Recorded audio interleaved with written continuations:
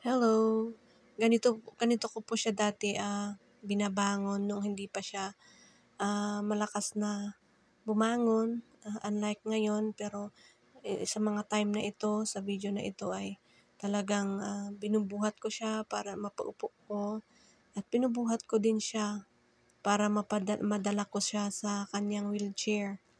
Kasi bago-bago pa lang yung, pagkahilom ng kanyang, bed sore.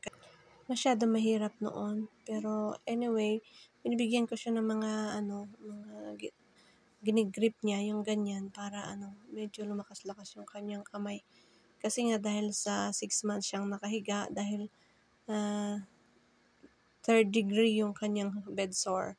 Pati yung kanyang, malakas na part ng katawan ay nanghina na rin. Yung paa at saka yung, kanyang kanang malakas na kamay ay nanghina na din. Kaya hanggang sa lumakas-lakas siya. Ganyan siya dati.